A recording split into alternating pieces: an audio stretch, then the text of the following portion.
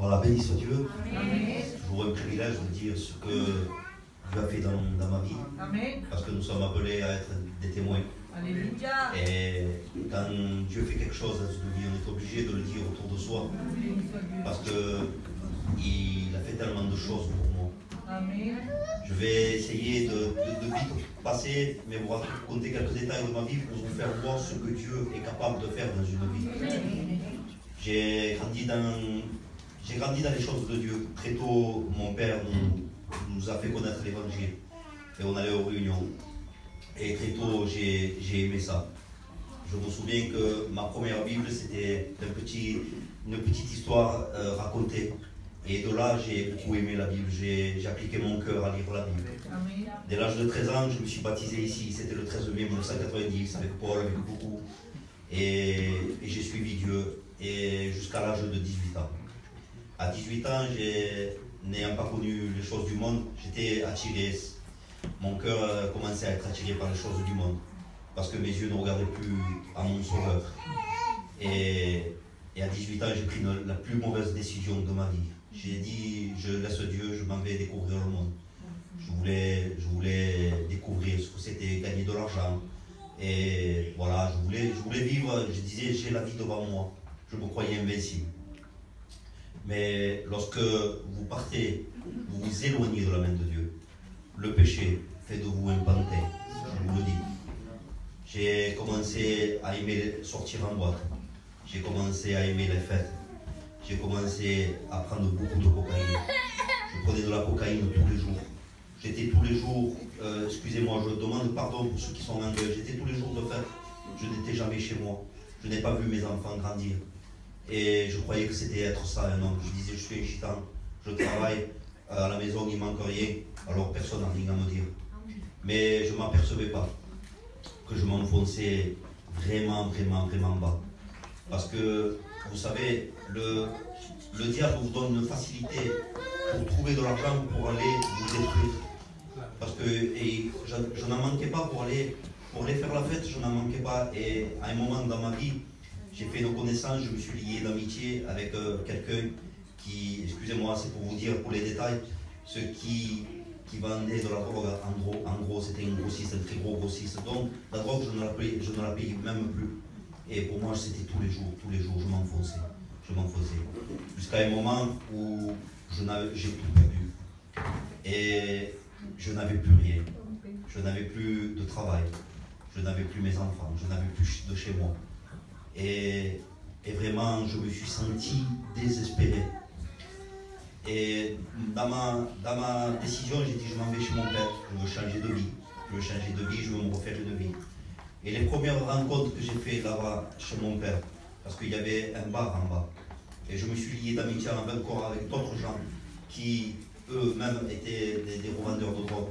Et c'était encore de la facilité. Et je m'enfonçais encore plus. Et alors je me suis dit, ben, c'est pas ici ma place, je dois repartir à Avignon. Et quand j'ai dit ça à mes frères, quand j'ai dit ça à ma soeur Belle, à mes frères, à mon frère Israël, ils m'ont dit surtout ne viens pas ici, parce qu'ils savaient que ici aussi c'était la perdition. J'ai dit si je reviens, je vais être à côté de ma famille, je suis l'un de mes enfants. Et je suis revenu ici et ça a été encore plus. C'était encore de l'alcool, tout ça. Et je n'en voyais plus la fin. Je disais, Seigneur, c'est ça ma vie, j'ai raté ma vie. J'ai dit, Seigneur, je n'ai plus rien. Et je croyais que ma vie, elle était ratée. Et combien de fois j'ai eu dans la pensée, excusez-moi de me tirer le bal dans la tête. Parce que je me disais, c'est pas, tu as manqué ta vie. Tu n'as même pas été un homme pour tes enfants. Et un jour, mon frère Jean m'invite à manger. Et excusez-moi l'expression, avant de manger, j'ai dit Seigneur, il avait fallu que je boive beaucoup. J'ai dit comme ça, je serais bien, je serais détendu. Parce que c'était mon grand frère, je ne savais pas quoi lui dire. Et mon frère me dit, ça me ferait plaisir que tu viennes à la réunion. Il dit, ben je viendrai. Et je suis venu à la réunion. Et j'ai senti, quand je suis rentré, j'ai senti la paix de Dieu. J'ai senti ce bien-être. J'ai dit, Seigneur, ça fait longtemps que je ne ressens pas ça. Parce que dans mon cœur, c'était vraiment le vide. Dans mon cœur, c'était vraiment le néant. Dans mon cœur, c'était noir. Dans mon cœur, il y avait de la haine. Dans mon cœur, il y avait de tout. Et au fur et à mesure, j'ai été fidèle aux réunions.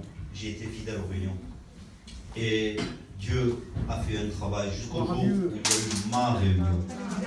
C'était Roberto qui prêchait. et il prêchait sur le berger qui cherche sa brebis. Et il disait, et le berger cherche sa brebis jusqu'à quand? Il dit jusqu'à ce qu'il ait trouvé. Dès qu'il a dit ça, une parole a retenti dans mon cœur. Il me disait, il y a si longtemps que je te cherche.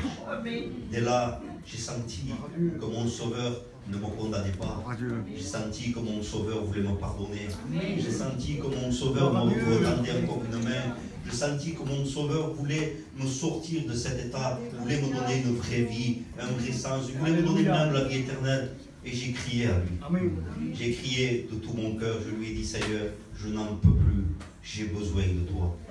Et ce n'est pas des mots, parce que tout le monde nous dit ça, mais c'est une vérité. Lorsque j'ai dit ça, il n'a pas tardé. Il est venu, il a rempli il a vidé mon cœur de tout ce qu'il y avait de vilain, de sale. Et il a mis en lui son esprit, il a mis en moi son pardon, il a mis en moi son amour. Et écoutez, aujourd'hui, je peux vous dire que je suis quelqu'un d'heureux. Je suis quelqu'un de... Je dis à ma femme tous les jours, Tali, j'aime Jésus. Tous les jours, avec ma femme, on est là, on se lève le matin et on parle de Jésus. Il m'a donné un foyer chrétien. Je suis heureux. Et dans le monde, il y a du bonheur. Mais le bonheur, c'est Jésus. C'est lui le vrai bonheur. Je vous conseille, en vérité, ce n'est pas des mots. En vérité, on pourrait tous passer, on pourrait vous dire ce que Jésus a fait. Et c'est vraiment la vérité. Pas, on n'est pas endoctriné, on nous a pas dit, on nous a pas inculqué quelque chose. Non, c'est quelque chose qui est au fond de notre cœur. Que Dieu vous bénisse. Amen.